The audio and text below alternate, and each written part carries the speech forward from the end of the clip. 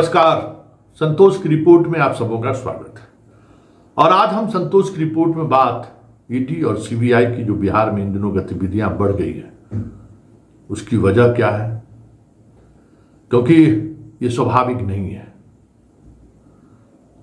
BJP के साथ सरकार, मतलब जिस प्रदेश में बीजेपी सरकार में रहे और उस प्रदेश में सीबीआई और ईडी इस तरीके से छापेमारी करे तो ये कैसे सहज हो सकता है।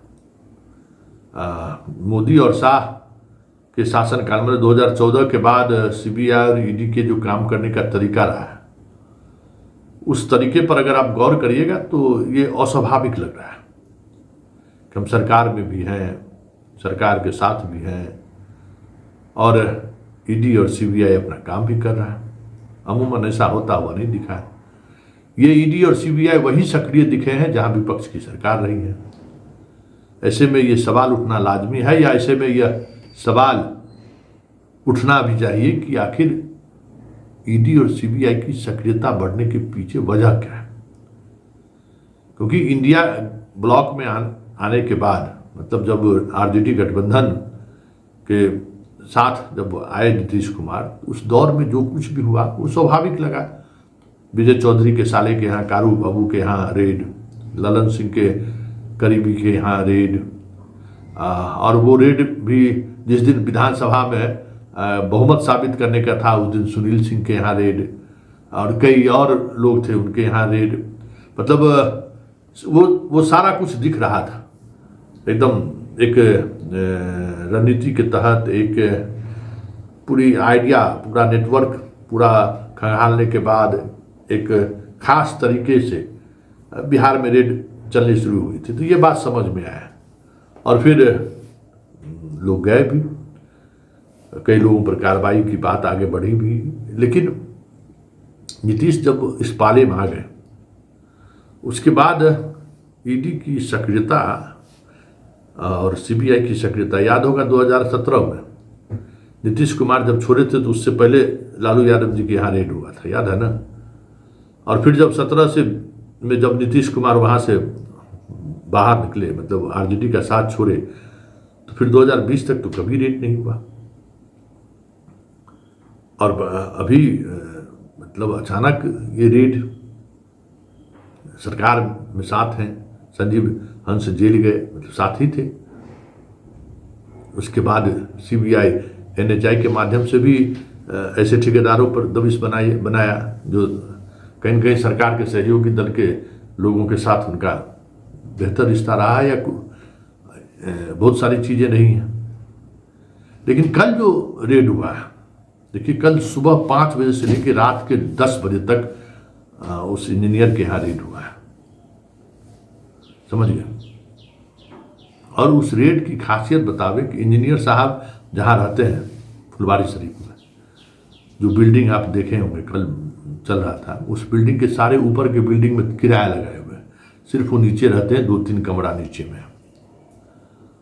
और उस कमरे में क्या मिला, कितनी राशियां मिली, सिर्फ हम लोग अटकलों के सहारे, सूत्रों के हवाले से ये बताने की स्थिति में कि 3 करोड़ से ज़्यादा राशि मिली।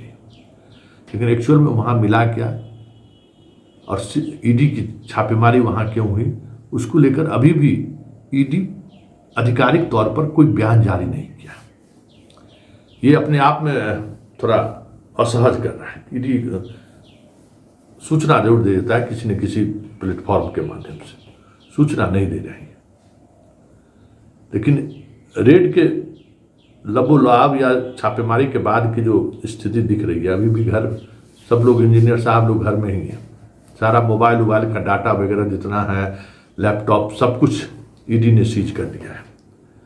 और किनसे क्या रिश्ता है, ये पैसे कहाँ से आए, कैसे पैसा कहाँ जाना था, सब कुछ इंजीनियर साहब ने बता दिया है।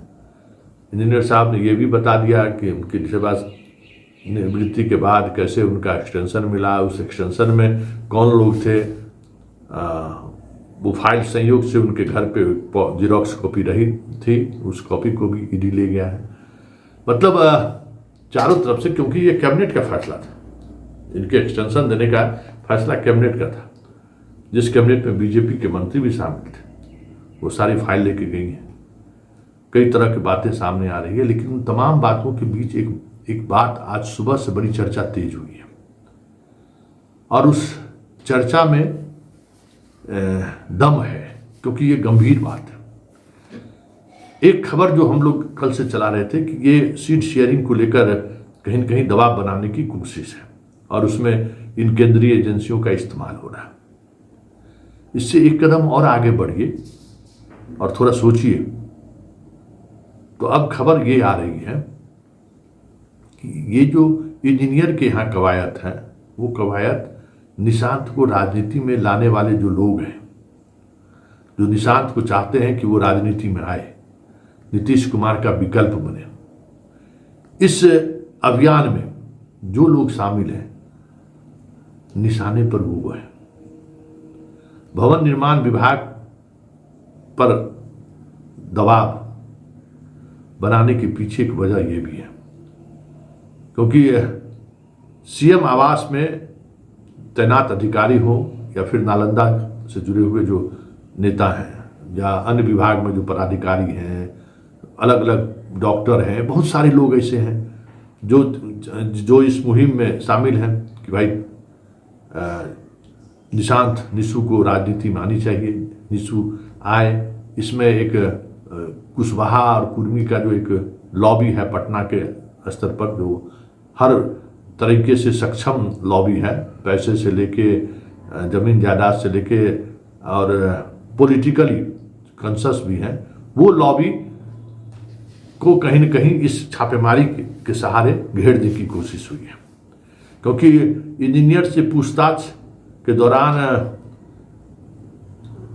एक बात बार बार ये फोकस किया जा रहा था कि इन अधिकारियों का और लोगों से क्या रिश्ता है, भवन निर्माण विभाग में नालंदा के लोगों की क्या सहभागिता है, पेटी कॉन्ट्रैक्ट से लेके बाकी चीज़ों में। भवन निर्माण विभाग में नालंदा से जुड़े हुए कितने लोग ठेकेदारी में लगे हुए हैं, ये सारे डाटा पर कुछ ज़्यादा ईडी फोकस कर रहा था, जिसका कोई हमें लगता है कि कोई भी मतलब नहीं है अनुसंधान में। मतलब सिर्फ राजनीतिक था, ये साफ सुनने से ही लग रहा था। मतलब अभी फिलहाल एक दबाव बनाया गया है, क्योंकि बीजेपी नहीं चाहती है कि नीतीश के बाद कोई ऐसा हर्डल उसके सामने आए या ऐसा कोई चेहरा सामने आए जो 2025 में उन्हें मुख्यमंत्री बनने से रोक दे, या फिर नीतीश की विरासत, राजनीतिक विरासत चलती रहे, ये भी बीजेपी नहीं चाहती है। क्योंकि नीतीश का राजनीतिक विरासत अगर चल गया तो फिर बीजेपी के बिहार में सत्ता मतलब मुख्यमंत्री की कुर्सी तो नसीब होने को रहा है, वो हो ही नहीं सकता है। जो बात यहाँ का पिछड़ा समाज भी समझ रहा है और जो पिछड़ा की राजनीति करने वाले लोग हैं ये भी समझ रहे हैं। तो जो इस तरीके से समझने वाले और इस तरीके की राजनीति को बनाए रखने वाले लोग हैं, चाहे वो ब्यूरोक्रेसी में हो, चाहे प्रेशर ग्रुप, सीएम हाउस में जो प्रेशर बनाने वाला जो ग्रुप है, कहीं न कहीं इस छापे के सहारे उसको नियंत्रित करने की कोशिश हुई है। आने वाले समय में पटना के कई पूर्व ब्यूरोक्रेट्स, डॉक्टर्स, इंजीनियर, कुछ बड़े संवेदक के यहाँ छापेमारी पड़े तो कोई बड़ी बात नहीं होगी, क्योंकि ये जो मिशन है ना, वो मिशन निशु को राजनीति से बाहर करने को लेकर एक रणनीति के तहत इस मिशन को लेकर आगे बढ़ाया गया है। और ये मिशन बीच रास्ते में छोड़ने के मूड में सरकार नहीं है, क्योंकि सरकार के सामने नीतीश के तो चुनौती है ही, बेटे की राजनीति में आने के बाद एक बड़ी चुनौती होगी। और ये पता है कि बिहार का जो सामाजिक समीकरण है या जो जातीय समीकरण है, जो राजनीतिक समीकरण है, उस समीकरण में बहुत मुश्किल होगा अगर निशांत ने सामने आकर राजनीति शुरू कर दी। जैसे उन्होंने कहा है ना कि पिताजी को मुख्यमंत्री उम्मीदवार घोषित करना चाहिए उनको, तो ये इसमें बीजेपी सहज नहीं है, दबाव में बीजेपी है, क्योंकि निशांत का इस तरीके का बयान बीजेपी के ऑपरेशन को कमजोर कर सकता है, जो ऑपरेशन 2025 के चुनाव के परिणाम के बाद तय कर रखा है कि परिणाम आते ही नीतीश नहीं बीजेपी का मुख्यमंत्री बनेगा। इसलिए जहां जहां जिस रास्ते बीजेपी को मुख्यमंत्री बनने से रोकने की कोशिश चल रही है। ईडी, सीबीआई और आईबी उन्हीं रास्तों पर नजर बनाए हुए हैं, उन्हीं रास्तों पर इन दोनों पहरेदारी बढ़ा दी है। देखिए अब आगे आगे होता है क्या, लेकिन इतना तय है कि 2025 में बीजेपी को रोकना किसी पॉलिटिकल पार्टी के बस में तो नहीं दिख रहा है, भले जनता रोक दे तो रोक दे।